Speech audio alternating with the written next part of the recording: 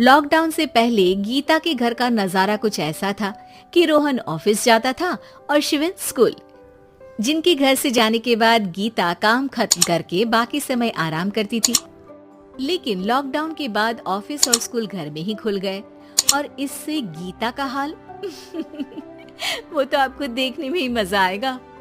शिविन, ओ शिविन, महाराज उठने के लिए क्या 21 तोपों की सलामी लेंगे? अरे बिस्तर से बाहर निकल, ऑनलाइन क्लास स्टार्ट होने वाली है। अरे तुम भी हद करती हो, स्पीकर की तरह चिल्लाने की क्या जरूरत है? दिख नहीं रहा मेरी कॉन्फ्रेंस चल रही है। अब कैमरा और स्पीकर ऑन कर रहा हूँ, मुझे कोई शोर नहीं चाहिए। इस पर जैसे ही रोहन लैपटॉप का कैमरा और स्पीकर ऑन करता है तभी कुकर की सीटी बजती है। करा लो अब इसे चुप, लॉकडाउन नहीं हुआ, मेरी मौत का फरमान जारी हो गया। दोनों बाप बेटे ने नाक में दम किया हुआ है। ऐसा बोलकर गीता वहां से शिविन के कमरे में पहुंच जाती है, जहां शिविन अभी भी सो रहा होता है। ओ आलसी, अब अगर 5 मिनट में नहीं उठाना तो आज तेरा गेम और यूट्यूब कैंसिल। माँ की बात सुनकर शिविन बिना 1 मिनट गंवाए उठ खड़ा होता है।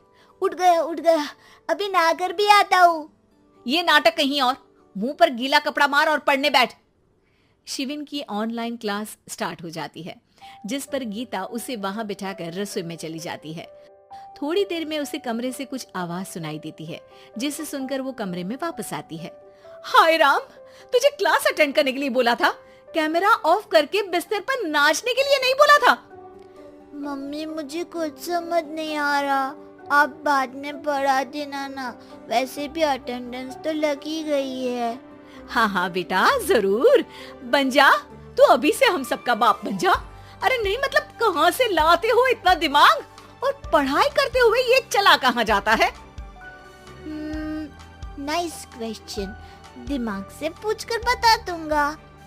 शिविन की बातों से परेशान होकर गीता उसे मारने के लिए जैसे ही आगे बढ़ती है तभी वो कमरे से बाहर भाग जाता है। अब शिविन आगे आगे और गीता हाथ में चप्पल पकड़े उसके पीछे पीछे पूरे घर में दोनों घूम रहे होते हैं। इसी बीच वो रोहन के पास पहुंच जाता है और शिविन को मारने वाली चप्पल रोहन के लैपटॉप पर जाकर गिरती है। ओए माँ! मम्मी, अब पापा को चप्पल मार रही हो? वो आज तक के रिपोर्टर, चुपचाप जाकर क्लास अटेंड कर ले, नहीं तो अगली तेरे पीछे लगेगी। इस पर शिविन वहां से चला जाता है, जिसके बाद रोहन गीता से कहता है, इस सर्कस के लिए कुछ बोलना चाहोगी? अरे क्या करूं, जब से तुम दोनों घर में रहने लगे हो, घर अपने आप ही सर्कस बन गया है और मैं तुम्हारी नौकर। कभी बेटी को संभालो तो कभी बाप के नखरे उठाओ। इन्हीं सब उथल पुथल में दिन बीतते रहते हैं, जिसमें हर रोज घर के अंदर कुछ नया सियप्पा खड़ा मिलता है, जो ज्यादातर शिविन और रोहन के ऑनलाइन स्कूल और ऑफिस से रिलेटेड ही होता है। एक सुबह, शिविन चलो उठ, आज की क्लास जल्दी है। कैमरा ऑफ करके आप अटेंड कर लो। अरे ऐसे छित्तर पड़ेंगे, दादी नानी सब एक साथ याद आ जाएंगी। गीता की लाख मशक्कतों के बाद क्लास तो खत्म हो जाती है, लेकिन उसके बाद शिविन फोन इस्तेमाल करते हुए इंस्टाग्राम रील बनाने लगता है। रसोड़े में कौन था? तुम थी, मैं थी, कौन था? कौन था? हाँ, मैं गरीब हूँ। अरे ओ गरीब के बेटे, आजा, मैं बनाती हूँ तुझे गरीब। मैं बताती हूँ रसोड़े में कौन था। पढ़ाई करने बोलो तो इनकी माँ मर जाती है और ये पागलपंतियाँ जितनी मर्जी करा लो। गीता शिविन को डांट रही होती है, तभी रोहन बीच में बोल पड़ता है। अरे बच्चा ही तो है, इतना गुस्सा क्यों कर रही हो? बेटे का साथ देने की इसी एक कोशिश में अब शिविन के साथ साथ रोहन भी गीता के गुस्से की सूली पर चढ़ जाता है। अगर बेटे पर इतना ही प्यार आ रहा है तो इसे क्लास अटेंड क्यों नहीं कराते, इसका होमवर्क क्यों नहीं कराते? उस समय तो बहुत जल्दी मीटिंग आ जाती है, वो काम मैं करूं और यहाँ इस बेफिजूली की चीज में तरफदारी करके बन जाओ महान। हे भगवान, कोई तो इनके ऑफिस और स्कूल खुलवाओ, मैं इन्हें और घर में नहीं सह सकती। अरे कुछ और मांग लेती, क्योंकि तुम्हारी ये विश इस साल तो पूरी होने से रही, कोरोना। हाय नास बेटे ने जिंदगी ही बर्बाद कर दी। खाए कोई पचाए कोई, कल मुझे चुन चुन कर सबको मेरी बद्दुआ लगेगी। उन्होंने दुनिया का और इन बाप बेटे दोनों ने मेरा जीना मुश्किल कर दिया। गीता वहां से चली जाती है, जिसके बाद रोहन शिविन से कहता है, अरे तुम्हारी मम्मी इतनी भड़की हुई क्यों है? आपकी वजह से पूरा समय घर में रहते हो और उस पर कोई काम कराने की जगह बस ऑर्डर देते रहते हो। अच्छा बेटे, सारा इल्जाम मुझ पर? पूरा दिन तो वो तुम पर ही चिल्लाती है। हाँ, मतलब दोनों का 50-50 है, कुछ करना पड़ेगा। वो कहते ना, make the best out of worst. I have an idea. वैसे तुम्हारी माँ सही कहती है, बहुत जुबान चलाने लगे हो, कम बोला करो। अगली सुबह रोहन और शिविन अपनी गलती को सुधारने के लिए गीता के उठने से पहले घर का आधा काम खत्म कर देते हैं, जिसे देखकर गीता खुश हो जाती है और फिर बाकी बचा काम वो तीनों मिलकर पूरा कर लेते हैं। जिसके बाद अब वो सब मिल बांट कर हर काम में एक दूसरे की मदद करते हुए लॉकडाउन का मजा लेने लगते हैं।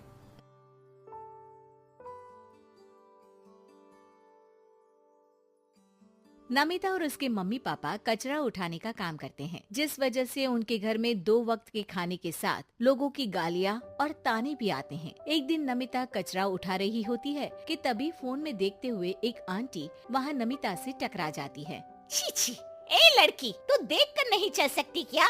पर मैम साहब, मैं तो अपनी जगह पर ही हूँ, आप फोन में देखते हुए चल रही थी।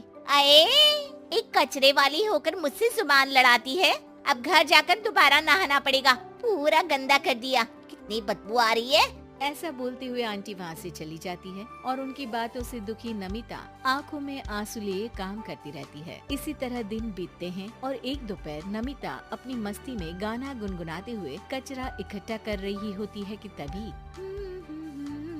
जिंदगी एक सफर है सुहाना, यहाँ कल क्या हो किसने जाना, जिंदगी।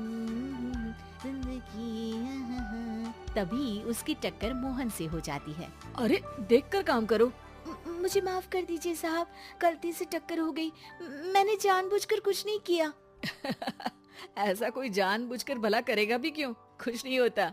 सोचा नहीं था कि कभी कोई मेरे साथ इतने अच्छे से बात करेगा। अरे जो नहीं करता वो इंसान कहलाने के लायक नहीं, तुम्हें उनके बारे में सोचना तक नहीं चाहिए। मोहन वहाँ से चला जाता है और नमिता उसकी बात को सोचते हुए दोबारा काम पर लग जाती है। इसी तरह समय बीतता रहता है। एक सर्दियों की सुबह कचरा उठाते हुए नमिता ठंड की वजह से पास के घर की सीढ़ियों पर ओत लेकर बैठ जाती है। कुछ ही देर बाद उस घर की मालकिन वहाँ आ जाती है। हाय तौबा, मेरा सारा घर गंदा कर दिया। अरे मैं घर के सामने गंदगी नहीं होने देती और तू पूरी की पूरी गंदगी मेरे घर की सीढ़ियों पर ही आकर बैठ गई। मालकिन, ठंड बहुत है इसलिए कुछ देर बैठ गई, अभी चली जाती हूँ और सफाई भी कर दूंगी। अरे यहाँ बैठकर घर पहले ही गंदा कर चुकी है, अब छूकर अशुद्ध भी करना चाहती है। अपनी माँ के चिल्लाने की आवाज सुनकर मोहन घर से बाहर निकल आता है, जहाँ नमिता को देख वो किसी तरह अपनी माँ को शांत करके घर में वापस भेज देता है। मुझे माफ कर दीजिए मालिक, गलती हो गई। अरे प्लीज मुझे मोहन बुलाओ और अपनी माँ की तरफ से मैं माफी मांगता हूँ। अरे नहीं मालिक, लोग वैसे भी हमें इंसान समझते ही कहाँ है, इसलिए अब इन सब की आदत है। अगर इन सब की बातों को बुरा लगाने लगे तो भूखे ही मर जाएंगे। वैसे तुम्हें ठंड में इन पतले फटे कपड़ों की जगह मोटे और गर्म कपड़े पहनने चाहिए। मेरे पास इतनी चॉइस नहीं है, जो है बस यही है। और जब घर में मम्मी पापा भूखे बैठे हो तो क्या सर्दी और क्या गर्मी। चलती हूँ साहब। नमिता तो वहाँ से चली जाती है, लेकिन अब मोहन उसके बारे में सोचना ही बंद नहीं कर पाता। कुछ दिनों बाद नमिता दोबारा कचरा उठाने मोहन के घर के पास आती है, जिसे देख वो एक नया गर्म सूट लेकर उसके पास आता है। ये तुम्हारे लिए है। शुक्रिया मालिक, पर ये तो नया है। हाँ, किसी को गिफ्ट में नई चीज ही तो दी जाती है। हमें कोई गिफ्ट नहीं देता। हाँ, नई चीज तो बिल्कुल नहीं, पर आपका बहुत शुक्रिया। चलती हूँ, बहुत काम बाकी है। एक बार फिर नमिता मोहन को अपनी सीधी बातों और साफ दिल से प्रभावित करके चली जाती है। अब मोहन उसकी बातों और सोच में खोया रहने लगता है। जितनी बार नमिता उसके घर के करीब आती है, वो किसी न किसी बहाने उससे मिलता रहता है। ये सिलसिला लंबा चलता है, जिसमें धीरे धीरे दोनों एक दूसरे से प्यार करने लगते हैं। नमिता, क्या तुम मुझसे शादी करोगी? मुझे नहीं लगता कि ये सही है। तुम्हारे घर वाले और समाज के लोग मुझे कभी नहीं अपनाएंगे। मेरी वजह से तुम क्यों अपना जीवन खराब करना चाहती हो? मेरा जीवन तुमसे शादी करने के बाद नहीं, बल्कि शादी नहीं करके खराब होगा। मेरी बात मानो, सब ठीक होगा, भरोसा रखो। मोहन के प्यार और उस पर भरोसे के साथ नमिता शादी के लिए हाँ कह देती है और अगले ही दिन वो दोनों कोर्ट मैरिज कर लेते हैं। इसके बाद मोहन नमिता को लेकर जैसे ही घर पहुंचता है तो वहाँ उसकी मम्मी, जो अपनी सहेलियों के साथ किटी पार्टी कर रही होती है, उन्हें एक साथ देखकर हैरान रह जाती है। हाय राम, कल मुही करम जली, तुझे एक दिन सीढ़ियों पर बैठने के लिए कुछ जरा बहुत बोल क्या दिया? तूने तो बदला लेने के लिए मेरा बेटा ही फंसा लिया। अरे जिस लड़की की हमारे सामने खड़े तक होने की औकात नहीं, मोहन तू सीधा उससे शादी करके घर के अंदर ही ले आया। हाय हाय बहन, अब तुम समाज में क्या मुंह दिखाओगी? अरे मेरी बात मानो, अब बाहर निकलना ही बंद कर देना। आंटी जी, मेरी माँ का तो पता नहीं, पर आप आज बाहर निकलकर दोबारा इस घर में कदम मत रखना। अरे हम ऐसे कचरे वालों के घर में आकर अपनी इज्जत खराब करने का शौक भी नहीं रखते। अगर यही कचरे वाली आपके घर का कचरा उठाना बंद कर दे तो उस आलीशान मकान में आप 2 दिन भी नहीं रह सकती। पता है क्यों? क्योंकि आप जितनी गंदगी फैलाते हैं ना, उसे ये साफ करती है, इसलिए आपका घर साफ रहता है और आप उस पर घमंड कर पाती है। इस हिसाब से तो आप और हम कचरे वाले हुए। ये नहीं, कुछ भी हो, बीमारी, ठंड या गर्मी, ये हमेशा अपनी फिक्र ना करते हुए आपको सेफ एंड क्लीन रखने के लिए सफाई करने आती है और आप इसे ही गंदा बोलती है। शर्म करो।